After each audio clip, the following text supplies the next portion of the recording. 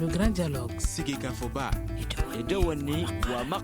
Le grand dialogue de l'émission de débat du studio Tamani sur votre radio. Le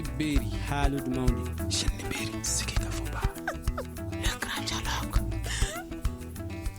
Bonsoir à tous et bienvenue dans ce grand dialogue, un programme du studio Tamani en partenariat avec la Maison de la Presse reçoit tout au long de cette campagne électorale tous les candidats et nous recevons ce soir Mohamed Ali Bathily, candidat indépendant. Avec lui, nous parlerons entre autres de sa candidature, de son projet de société, de la situation sécuritaire dans le nord et le centre du Mali, ainsi que de la lutte contre la corruption. Et pour animer ces débats, Mohamedou Touré et moi-même Kolsi Angarsou. Le grand dialogue. Monsieur Mohamed Ali Bathily, bonsoir. Bonsoir, monsieur. Merci d'avoir accepté notre invitation. Nous sommes à quelques 20 jours de l'élection présidentielle. C'est une question que nous posons à tous les candidats. Quel est votre état d'esprit à l'heure qu'il est? Je suis dans la conscience qu'il faut parler à notre peuple, qu'il faut sortir des clichés habituels des élections et des campagnes électorales, avec leurs flonflons, leurs mensonges, leurs cortèges de décors. Je crois qu'il faut aller à l'essentiel parce que notre pays a besoin vraiment d'être ramené à l'essentiel de son existence avec toutes les difficultés qui jalonnent le quotidien des Maliens en termes de sécurité, en termes de ressources économiques, en termes de stabilité. Il y a beaucoup de questions très sérieuses qui méritent que nous nous adressions à notre peuple en lui parlant les yeux dans les yeux de ce qu'il doit affronter pour s'en sortir. Et pourquoi êtes-vous candidat? Notamment pour ça, pour parler à ce pays, pour être de ceux qui peuvent lui proposer des solutions à l'ensemble des difficultés qui structurent notre existence au quotidien. Je l'ai dit tantôt, je crois que depuis les années 1992, point de départ de ce qu'on appelle ces systèmes de démocratie, notre pays a surtout connu la course au pouvoir, mais notre pays n'a pas su travailler pour l'État. Il y a une distinction très nette qu'il faut faire à ce niveau. On a chaque fois eu des pouvoirs qui se sont préoccupés des hommes qui les animent, de leurs intérêts et qui ont laissé de côté le pays. Et le pays est allé progressivement volo. Il s'est progressivement affaissé parce qu'on l'a privé de l'énergie et de la ressource de son pouvoir. Ce pouvoir a servi à autre chose qu'à animer l'État. Et nous sommes en train de le payer chèrement aujourd'hui. Je pense que il faut mettre un terme à ce genre de spectacle déplorable, aux conséquences dramatiques et dont le pays aura besoin d'une grande mobilisation de sa force pour pouvoir affronter les défis que cela lui a posés au fur et à mesure de l'avènement de ces régimes dits démocratiques. Et s'il y a un abus dans le vocabulaire politique au Mali, c'est bien cela. S'agissait-il de régime démocratique? Voilà. Monsieur Mohamed Ali Bathily, vous avez été ministre sous le régime d'Ibeka. Vous avez commencé à dénoncer une mauvaise gestion de l'État quand vous n'avez plus été ministre. Est-ce une course au pouvoir ou est-ce que c'est pour parler des préoccupations réelles du Mali? Je crois que vous avez un jugement de valeur. Moi, j'ai dénoncé ce qui n'allait pas quand j'étais ministre. Et c'est peut-être pour ça qu'on m'a connu en tant que ministre. Parce que j'étais atypique. Je dénonçais. Je disais ce qui n'allait pas. Donc, c'est pas parce que j'ai quitté Ibeka, comme vous le dites, que je dénonce que je suis dans une course au pouvoir. J'affirmais vraiment l'État face à la dérive de la pratique qu'on en faisait quand j'étais ministre. Et on m'a connu quand j'étais ministre, parce que justement, c'était le ministre qui dénonçait. Moi, je me souviens une fois, et c'est l'opposition qui m'a dit, mais vous êtes un ministre opposant. Ça a été titré dans la presse, ça a été écrit. Je n'ai pas commandé cette manchette de journaux, le ministre opposant. Donc quand vous me dites c'est quand je suis parti du gouvernement que je m'oppose, je trouve que vous avez un jugement de valeur, en tout cas très partial. Pas partial, Si, mais vous avez commencé beaucoup plus à dénoncer, à tenir des conférences de presse. Je parle de dénoncer la gestion du pouvoir. Je ne parle pas de dénoncer. J'ai dénoncé ce qui n'allait pas dans le fonctionnement de l'État et qui était imputable au pouvoir, à l'administration, à l'État. Je l'ai fait, moi. Aujourd'hui, quel est votre bilan de ces plus de 4 années d'IBK? Mon bilan, c'est que l'État aurait pu faire mieux. Et je crois que je l'ai dit tantôt. Vous voyez, les gens pensent que c'est une histoire de pouvoir, c'est une histoire de conscience et d'éthique. Quand on dirige l'État, si on est dans la gestion, et donc cette gestion, on essaye d'en extraire l'éthique et de le dire. Donc, le bilan d'IBK, c'est un bilan qu'il faut établir. Je n'ai peut-être pas les moyens d'établir tout ce bilan, parce que j'étais occupé de façon sectorielle dans le travail du gouvernement et je n'avais pas les comptes rendus de tous les autres secteurs. Loin s'en faut. Le gouvernement lui-même n'a pas fait son bilan quand j'appartenais à ces gouvernements. C'est très difficile d'ailleurs de faire des bilans sectoriels avec Monsieur le Président Ibrahim Boubacar Keïta. Tant les remaniements étaient nombreux, je me demande si on a le droit de dire que ces gouvernements étaient bons ou mauvais. Parce que les ministres, à peine étaient-ils installés, qu'ils s'en allaient. Ils faisaient leur petit tour et ils s'en allaient. Rares sont les ministres qui ont pu rester longtemps dans des fonctions pour apporter des changements. C'était difficile, très difficile. Vous voyez, en 5 ans, 5 minutes, la justice. Donc, vous pouvez bien vous imaginer. Mais si c'est difficile de faire le bilan d'IBK, est-ce difficile de faire votre bilan? Moi, je peux faire mon bilan. Allez-y. Si je fais mon bilan, je dirais que c'est un bilan qui a été très difficile. Parce que toutes les réformes auxquelles je me suis attaché ont été écrites, déposées sur la table du gouvernement, mais ça n'a jamais été adopté. Mais je les ai faites, ces réformes. Je peux vous envoyer toutes les 2 réformes écrites avec leur plan d'action. Donc, je peux dire, pour ma part, je peux me dire satisfait s'il s'agit de ma personne, mais je ne suis pas satisfait s'il s'agit du ministre Bathily, parce que ces réformes ont été déposées et n'ont jamais été examinées par le gouvernement. Si vous n'avez pas été satisfait du ministre Bathily, pourquoi pensez-vous que les Maliens seront satisfaits du président moi Bathily? Je ne suis pas satisfait du ministre Bathily. Je ne l'ai pas dit comme ça. Expliquez alors. Je crois que vous prenez les mots comme ça vous arrange. Expliquez, pas du tout. Vous êtes là pas pour me convaincre, mais pour convaincre les non, Maliens. C'est un débat. Je pose des questions pour que le Malien lambda puisse comprendre. Quand je dois vous convaincre, vous pas moi, les Maliens, quand je dois convaincre les Maliens, expliquez, M. Bathily. Vous ne devriez pas aussi déformer ma pensée. Je ne déforme pas, non, je vous la déforme et ce n'est pas la monsieur peine d'aller sur ce terrain. Répondez, vous m'avez M. dit, j'ai dit, le Mohamed Ali Bathily en tant que personne est satisfait. Il n'y a pas de problème.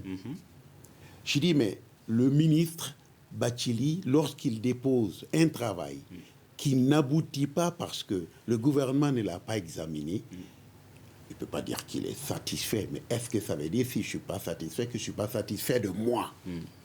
Mais monsieur Bathily, vous êtes resté quand même presque 5 ans au sein du gouvernement d'Ibrahim Boubacar Keïta. Et quel est le problème? Oui, si effectivement votre bilan n'est pas satisfaisant, pourquoi est-ce que vous avez accepté de rester autant d'années?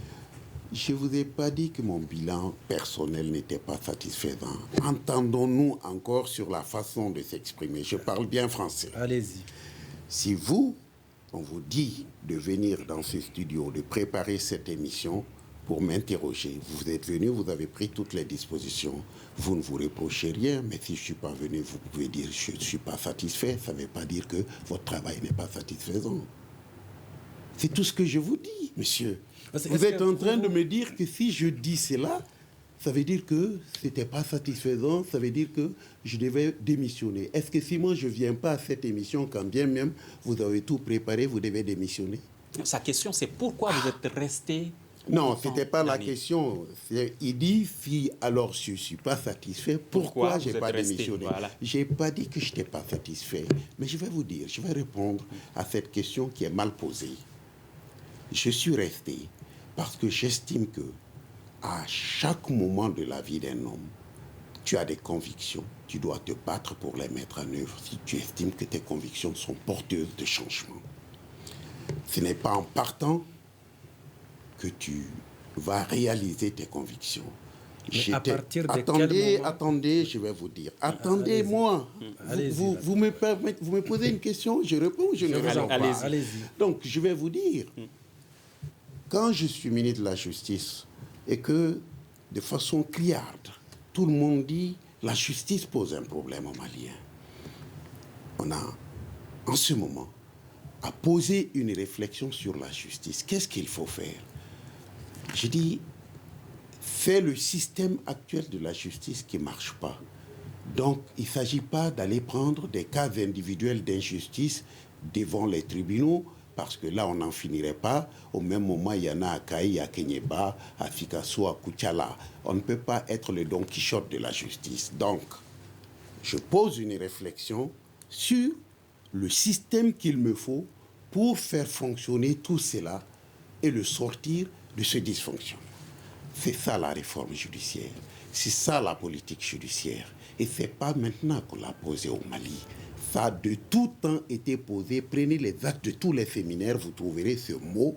Impérativement, il faut une justice, une politique judiciaire au Mali. Bien, je suis venu, j'ai dit, c'est vraiment le cas. Sinon, la justice est en train d'aller dans tous les sens. J'ai pris le temps de réfléchir, d'écrire moi-même. Pas mon cabinet. Bathily a écrit lui-même chaque mot de la réforme de la politique judiciaire. Ensuite, j'ai décliné cette politique en un plan d'action sur plusieurs années. Et j'ai chiffré chaque projet et chaque coût. J'estime que ça, c'est utile. Que moi, je sois au gouvernement ou pas, j'estime que ce travail est utile. Il ne s'agit pas de ma place, il s'agit de poser des politiques porteuses de changement dans ce pays. Donc, si j'ai pris le temps de le faire, de le déposer sur la table du gouvernement, d'organiser des réunions interministérielles, d'organiser des réunions au niveau des secrétaires généraux, de poser ma réforme devant les bailleurs de fonds pour le financement, et que les bailleurs de fonds m'ont dit, nous te soutenons dans cette réforme et nous débloquerons 61 milliards sur cette réforme. Je trouve que ce n'était pas de la plaisanterie. Et que ça valait la peine d'être fait. Si j'avais démissionné, ce ne serait pas fait. Mais ce n'est pas ma faute. C'est déposé sur la table du gouvernement. On m'a fait changer de poste avant que ça n'aboutisse. Et que les ministres qui ont suivi, Mamadou Diarra a fait 6 mois, Madame Sanogo a fait, je crois, 7 mois. Ensuite, le ministre Mamadou Konaté. Ensuite, le ministre Amadou Maïga. Une réforme, j'ai étudié la réforme Les Canuets en France quand j'étais étudiant. Parce qu'un de mes profs faisait partie de ça. Le ministre Les Canuets est resté 7 ans à la justice. Personne ne l'a touché pour faire la réforme de la justice française. Ce n'est pas en quelques mois. Je suis resté 14 mois à la justice du Mali pour faire une réforme de cette envergure. Ce n'était pas évident du tout. Mais je l'ai faite et je ne regrette pas. Donc, ce n'est pas en démissionnant que j'aurais fait apporter cette solution. J'ai été au ministère des Domaines. Exactement le même problème. Absence totale de politique foncière et domaniale. 1. Et de 2, Qu'est-ce qu'il faut pour poser cette fois-ci la base de la création d'un cadastre au Mali afin de limiter les conflits fonciers? Ça aussi, j'y ai travaillé. Les documents sont sur la table du gouvernement. S'ils n'ont pas été adoptés, ce n'est pas ma faute. J'ai travaillé. Alors, pour moi, chaque fois que je suis lancé dans un travail, je perçois l'importance de ce travail et je me dis qu'il faut le faire. Je prends le temps de le faire. Et si ça n'aboutit pas, vous me dites, mais pourquoi vous n'avez pas démissionné? Est-ce que c'est la démission qui est importante? Aller à côté grogner ou faire le travail et le laisser même à la disposition de quelqu'un d'autre pour que le pays en profite? Mais à partir de quel moment, M. Bathily, vous vous êtes rendu compte que le je vais président vous dire Ibrahim Boubacar Keïta n'avait à quel moment je vais vous le dire, parce que cette question, promesses. j'y ai répondu plusieurs fois. Donc si l'homme public que je suis est suivi, je me suis exprimé plusieurs fois sur cette question. Elle est toute simple. Quand j'ai fini ma réforme domaniale et foncière et que je l'ai introduite, c'était sous le Premier ministre Modibo Keïta. À l'époque, le ministre Abdoulaye Idrissa Maïga était là, ministre de la Défense, il a tout suivi avec moi dans le gouvernement. Tout a été débattu. Il s'agissait de faire remonter au Conseil des ministres. Quand il a remplacé le Premier ministre Modibo, il est venu tout simplement, il m'a dit, je prends les domaines, je le donne aux finances et l'administration des domaines disparaît totalement. Il reste que la direction technique pour faire les titres fonciers. Je dis, mais non, on est la veille de l'adoption d'une politique foncière importante. 65% des Maliens vivent de la terre. Donc la question de la terre est majeure, à la fois sur le plan de l'économie, sur le plan de la sécurité et sur le plan des développements futurs. Vous ne pouvez jamais faire avancer un pays en laissant sur le bord de la route 65% de la population. C'est les paysans. Je lui ai dit, et c'est expliqué dans ma politique, que les progrès de l'Europe, c'est parti de quoi?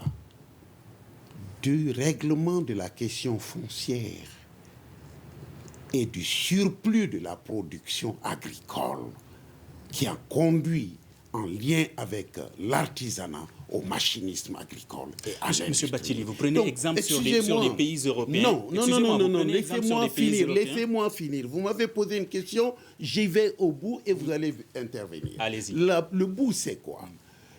Pourquoi vous êtes parti, c'est ça? Vous ne me laissez pas répondre et vous voulez que je sorte ensuite? Non, je vais répondre. C'est important pour vous, c'est important pour moi.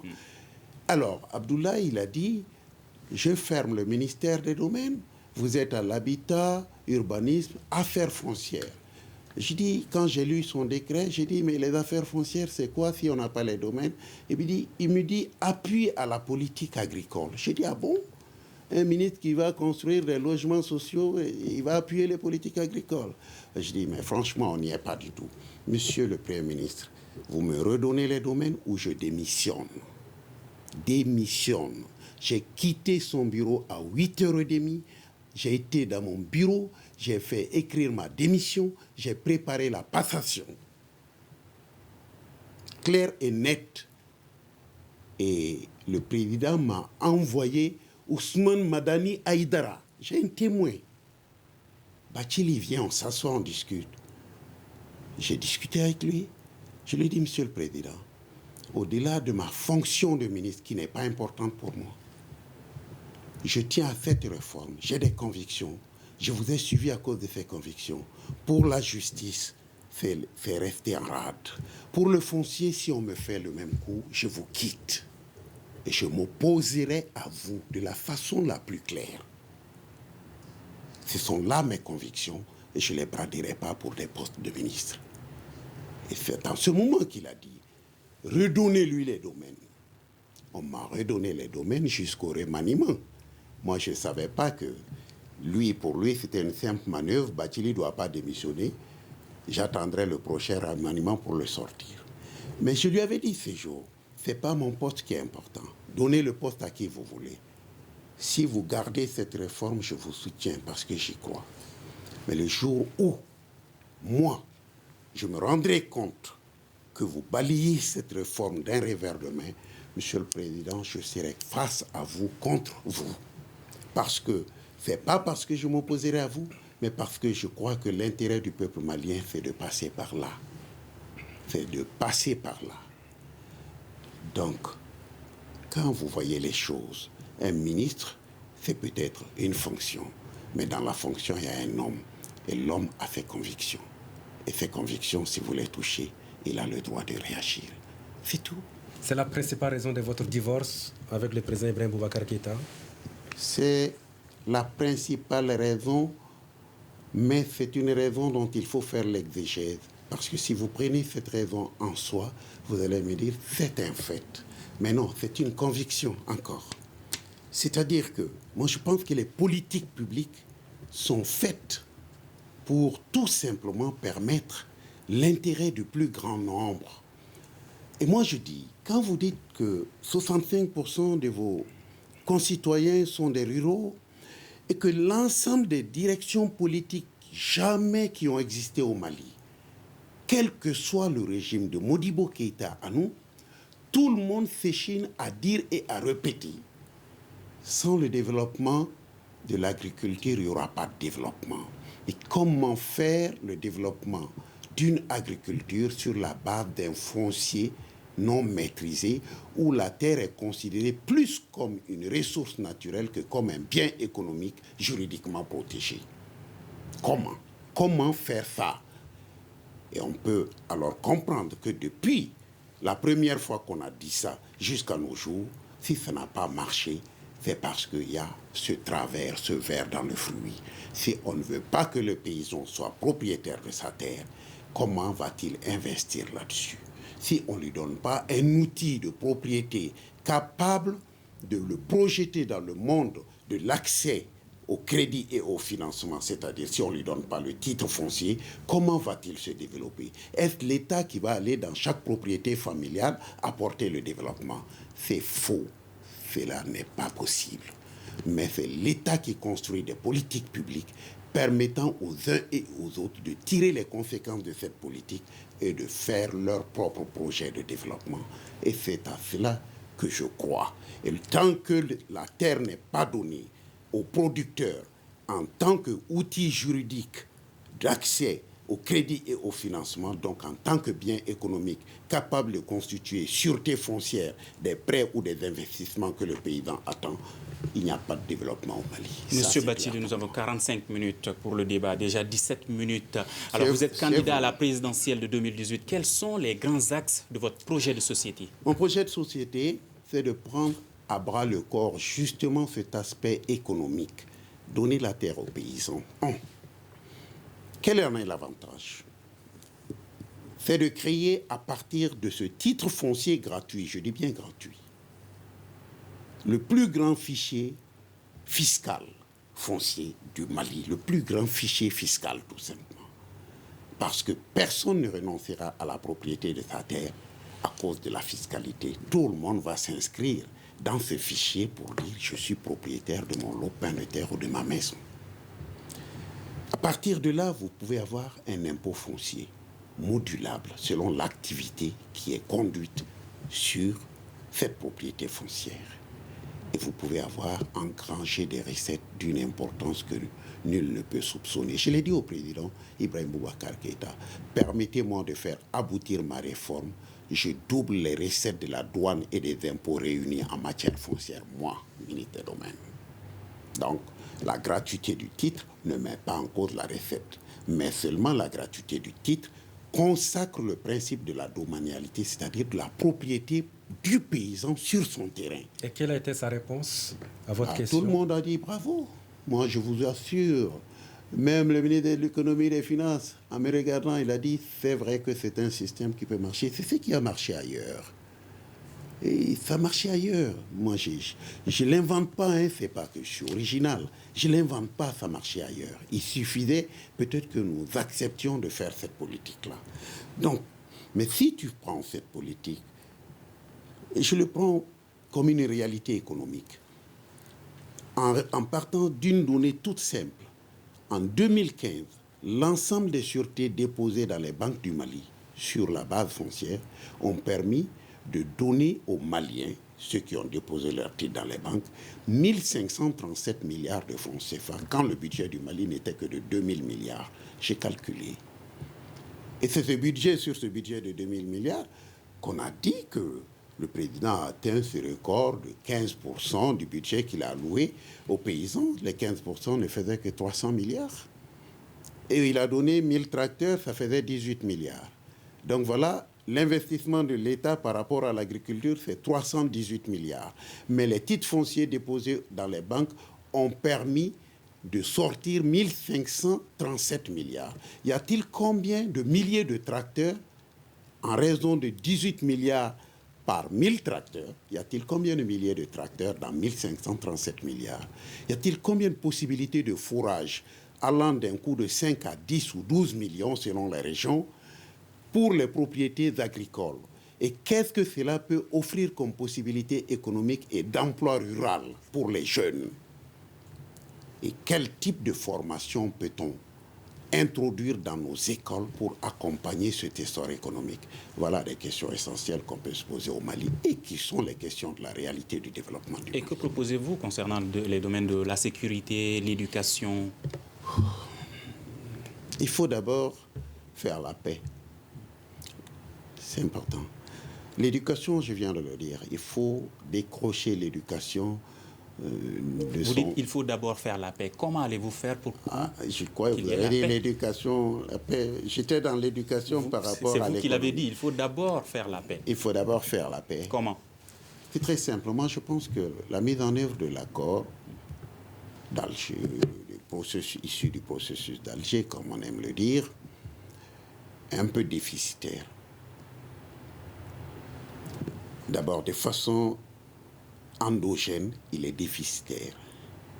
Et de façon exogène, il l'est aussi. Endogène, ça veut dire que quand on lit les accords d'Alger, c'est du droit, mais vraiment bien élaboré, bien écrit.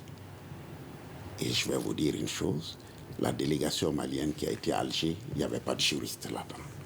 Moi, je l'ai appris à la radio, j'étais ministre de la Justice.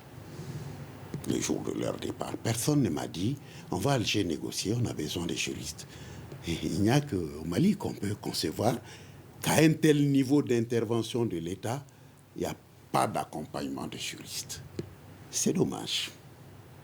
Je me suis dit qu'on venait d'arriver, les choses étaient un peu, tout le monde se bousculait, mais l'accord a été bien écrit. C'est d'une facture de juristes internationaux. Une facture vraiment de juriste de droit international. Donc, quand on l'a ramené, moi, l'accord, je l'ai eu par l'ambassadeur des États-Unis, pas par le gouvernement du Mali. J'étais ministre. Il n'a jamais été discuté. Et pourtant, un jour, je l'ai dit au Premier ministre, quand vous nous dites de défendre l'accord, amenez-le pour qu'on en discute, Monsieur le Premier ministre. Sinon, ça ne va pas. Ça n'a jamais été déposé sur la table du gouvernement pour faire l'objet d'une discussion ni politique, ni technique. Donc, je veux vous dire que c'est très délicat, ça. Il fallait qu'on s'approprie l'accord. Et ceux qui ont en charge de l'appliquer, c'est principalement les ministres de la Défense, de la Sécurité, de la Solidarité, de l'Action humanitaire. Ce n'est pas de ce côté-ci qu'il faut souvent aller chercher les aspects techniques d'un accord juridique. Et ce qui a manqué dans l'application, donc le déficit interne, concerne tout simplement les mécanismes d'application. Quand on a un accord comme ça, il est bien écrit, mais pour le mettre en œuvre, il faut des mécanismes d'application. Pour vous dire un exemple, pour la première fois, dans le jargon juridique du Mali, on dit qu'il faut aller à la régionalisation. Donc la régionalisation, elle n'a jamais été définie. Et aucune pratique de régionalisation n'a existé jusqu'ici. Donc pour aller vers la régionalisation, il faut en définir tous les mécanismes et les étudier. Voilà un mécanisme d'application. Quand vous dites même le retour des réfugiés, c'est très simple ça, dans le vocabulaire. Mais qui est réfugié? Le réfugié, c'est peut-être seulement l'adulte qui a connu une vie dans un endroit donné, qui a dû l'abandonner par des circonstances pour aller à l'extérieur et qui revient. Mais l'enfant qui était très jeune, qui était tout mineur, qui lui est parti avec ses parents, il n'était pas réfugié. C'était un citoyen qui a grandi ailleurs. Le jeune adolescent qui avait 5 ans, et le jeune enfant qui revient 5 ou 6 ans après le conflit, il a déjà 11 ans, il a 12 ans. Les besoins ont changé pour lui. Il s'est adapté très vite à une autre vie. La vie de l'adulte réfugié ne la connaît pas.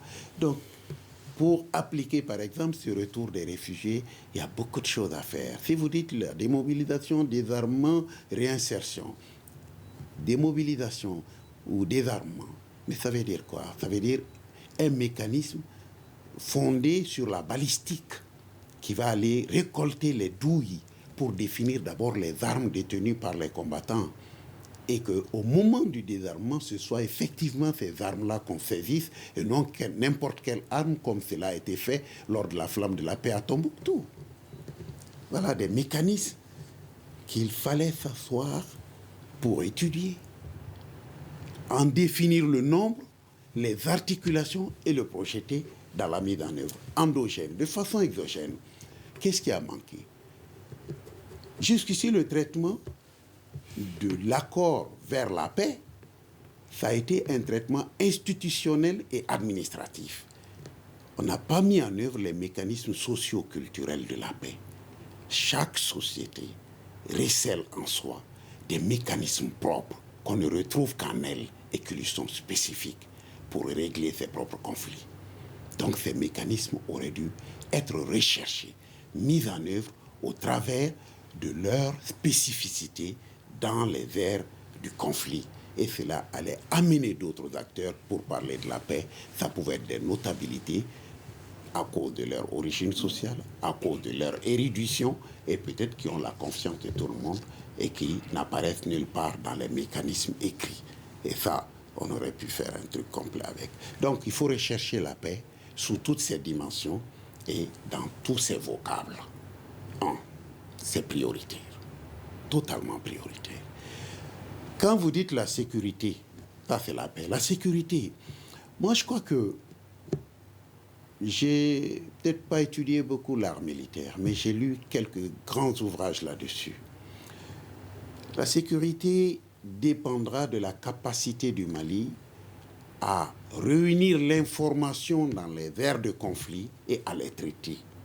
Et aujourd'hui, avec les nouvelles technologies, il est très facile. Moi, quand j'ai été voir Barkhane à Gao, c'est une quarantaine de jeunes assis, chacun avec un ordinateur et des satellites qui balaient le nord du Mali. Et ils décèlent tous les mouvements, tous les déplacements, et ils envoient en N'Djamena, on traite. Et en ce moment, s'il faut intervenir, les avions décollent. Donc c'est l'information et la mobilité. Ce n'est pas des milliers de troupes, des troupes aveugles qui se font sauter sur les mines, qui se font agresser entre deux distances parce que personne n'a de la bonne information. Ce n'est pas possible. Le Mali est trop vaste. Vous ne mettrez jamais une armée suffisamment nombreuse, équipée avec du matériel classique comme ça, sans vous appuyer sur une logistique que les nouvelles technologies donnent. Le Mali, quand même, doit avoir la possibilité de louer 1 ou 2 canaux satellites pour contrôler tout son territoire et informer les spécialistes de l'armée afin que, lorsqu'ils partent vers une cible, vraiment, ils ont su que c'est la cible. Ils l'ont évalué, ils s'équipent en conséquence, ils se déplacent en conséquence et ils vont la neutraliser. Mais s'ils vont à l'aveugle, c'est pas possible. Donc, il y a quand même un niveau de traitement de la sécurité qui ne peut être laissé au hasard et à l'équipement classique de l'armée. C'est pas possible. On n'est pas dans la guerre version westphalienne de 1646 où 2 armées s'opposent. On est dans un conflit où il y a un dysfonctionnement total parce que l'autre adversaire n'est pas une armée, on ne le voit pas. Alors que toi, tu exposes des soldats visibles qu'on voit. Monsieur Bathily, vous êtes candidat indépendant et les 4 ou 5 années passées au gouvernement, est-ce une expérience politique suffisante pour prétendre être président de la République? Moi, je crois que être président de la République, c'est avoir une imprégnation assez forte, à la fois des valeurs institutionnelles de l'État et de l'éthique qui doit accompagner cette imprégnation-là. Et on peut faire 20 ans si on n'a pas cette imprégnation. Ce n'est pas le nombre d'années au gouvernement, c'est la qualité de la perception qu'on a de l'État. La perception. C'est très important parce que, je le disais tantôt, au début, que ce qui est le problème dans nos sociétés, en Afrique en général, il y a la course au pouvoir dans une ignorance totale de la valeur de l'État. L'État, c'est une construction. Et elle est juridique, hein, du début à la fin. De la Constitution aux textes qui vous permettent, vous, d'exercer la profession de journaliste, moi, d'exercer la profession d'avocat, aux médecins d'être médecin, aux douaniers d'être douanier. Tout est dans l'articulation des textes et dans leur cheminement en commun pour créer une harmonie qui permette à la collectivité d'être inspirée et de pouvoir avancer. L'État, c'est cela. Mais lorsque vous donnez l'État à des gens qui n'ont pas cette compréhension de l'État, eh bien, ils exerceront le pouvoir, mais l'État restera quelque part en rade. Alors que le pouvoir, on peut l'exercer même sans connaître l'État, mais si vous êtes mal inspiré, eh bien, vous allez faire de la dictature ou de n'importe quoi. Monsieur Bathily, vous avez pris exemple sur la France en citant la réforme de la justice, 7 ans. Est-ce que vous aviez besoin de 7 ans pour pouvoir changer quelque chose? Non, je dis ça pour vous dire que je l'ai fait en 15 mois. Je vous dis que la réforme d'une institution aussi importante que la justice a besoin de beaucoup de temps. Elle a besoin de beaucoup d'énergie. Elle a besoin vraiment, j'allais dire, de beaucoup de conviction. Parce que là, vous choisissez des modèles. Vous fondez une institution et vous la refondez en d'autres modèles. C'est important. Et ce n'est pas important quand je dis qu'il faut 7 ans. Mais je vais dire qu'au Mali, depuis tout le temps, tous les actes écrits au niveau de la justice au Mali, tous les séminaires, j'ai participé. On dit, sans politique judiciaire, la justice est non maîtrisable. D'accord. Si vous êtes élu président de la République, vous avez besoin de combien de temps pour changer la situation? Moi, si je suis élu président de la République, je commencerai par faire adopter la réforme. Mais vous avez besoin de combien de temps? Non, mais la réforme, je vous l'ai dit que je l'ai déclinée en plan d'action. Et les plans d'action, je les fais sur 25 ans. C'est-à-dire, j'ai écrit tout. Donc le mandat présidentiel de 5 ans ne vous suffira pas? Non. Réformer la justice, c'est une œuvre. Ce n'est pas destiné à un mandat de président ou de ministre. Non, non, non. Vous commencez une œuvre et si vraiment elle réussit, elle va carrément au-delà de votre mandat. Si je n'avais que mon mandat dans la tête, je ne l'aurais pas fait. Parce que je sais que je n'aurais pas fait 5 ans ministre de la Justice. Au Mali, c'est rare les gens qui ont fait 5 ans ministre de la Justice. Mais j'ai quand même commencé en disant qu'il faut bien que quelqu'un commence. Et que cette personne, même si c'est au niveau de la simple réflexion qu'elle arrive à donner quelque chose, et si ça se poursuit, eh bien, un jour, on aura un résultat. 2 gros mots minent la vie politique, la société malienne, la corruption, la mauvaise gouvernance. Si vous êtes élu président, comment compteriez-vous améliorer cette façon de faire? Comment compteriez-vous apporter des solutions à ces phénomènes qui gangrènent le pays? Moi, je pense que, franchement, c'est un champ qui ne m'est pas du tout inconnu. Pas du tout. Les méthodes de lutte contre la corruption, ne serait-ce que de par ma formation, j'ai étudié, j'ai participé à des ateliers, je ne sais combien d'ateliers de prospective sur les méthodes de lutte contre la corruption. Franchement. Ça, je le sais. Mais la corruption, elle est générique. C'est un mot comme ça pour décrire un mal. Mais les formes de ce mal changent, sont variables d'un secteur à l'autre, d'une situation à l'autre. Quelle est la situation globale du Mali? Moi, je crois me souvenir d'un rapport que j'ai lu sur le Mali quand j'étais étudiant. C'était un rapport du Bureau international du travail en 1972 qui disait qu'au Mali, l'État fait semblant de payer les gens qui font semblant de travailler. Et ça persiste. Est-ce que ça a changé? Est-ce que ça a changé? Je ne crois pas. Les salaires sont bas. Et pour qu'un homme soit honnête, payez-le honnêtement avec un salaire qui lui permette de vivre honnêtement. Moi, je trouve que c'est une question importante qu'il faut résoudre au Mali, la question des salaires. Tous les gouvernements qui évitent de le faire parleront en vain de la lutte contre la corruption. Ça, je l'ai dit au président quand il a dit en 2014, c'est l'année de lutte contre la corruption. Je lui ai dit, est-ce que vous êtes prêt à augmenter les salaires? Monsieur Bathily, je vous renvoie à votre question.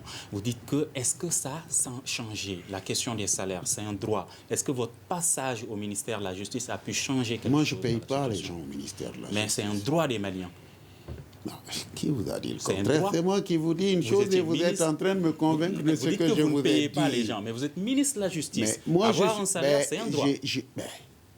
C'est parce que je viens de dire que je l'ai dit à Monsieur le Président de la République, à Monsieur le Premier ministre, si vous voulez vraiment parler d'une politique sérieuse de lutte contre la corruption, il faut revoir le niveau des salaires. Je l'ai dit.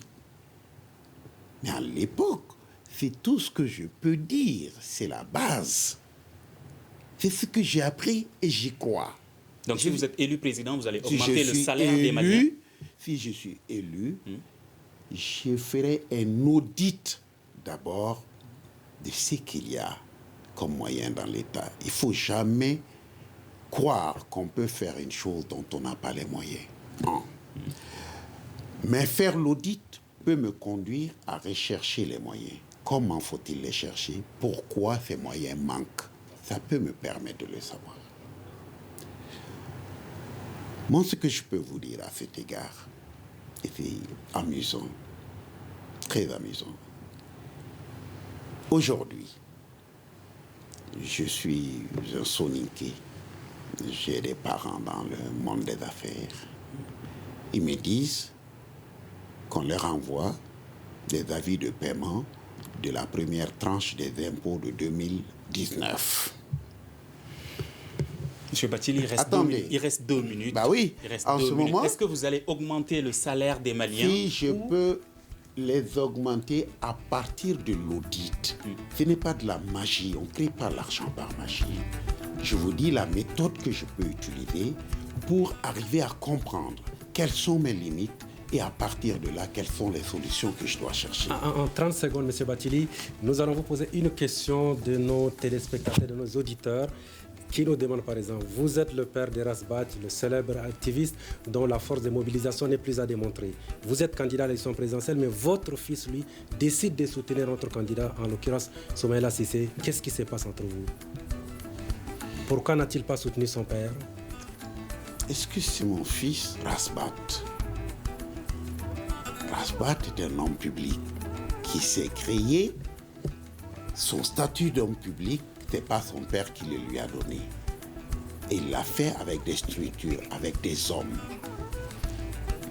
Est-ce que le CDR lui appartient comme un patrimoine qu'il peut venir donner à son père? Moi, je crois qu'il faut respecter les structures, ne pas faire de confusion. Tout se passe très bien entre Mohamed Youssouf Bathily, mon fils, et moi. Et moi, je n'avais pas de lien avec A-t-il le confiance CDR. en vous? Là, si vous lui posez cette question, je voudrais savoir sa réponse. Ou non?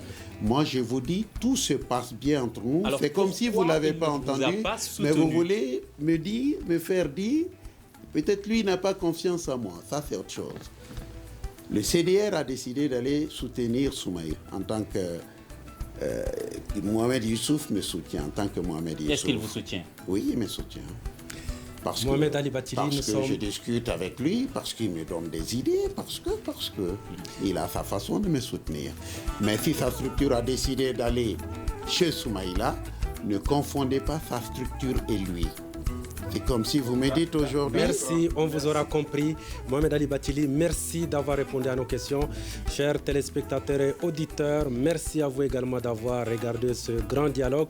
Nous recevions Mohamed Ali Bathily, candidat indépendant à la présidentielle du 29 juillet prochain. Ce programme recevra tous les jours tous les candidats, chaque candidat, dont dans le cadre de cette élection présidentielle. C'est une initiative du studio Tamani en partenariat avec la Maison de la Presse. Très belle soirée.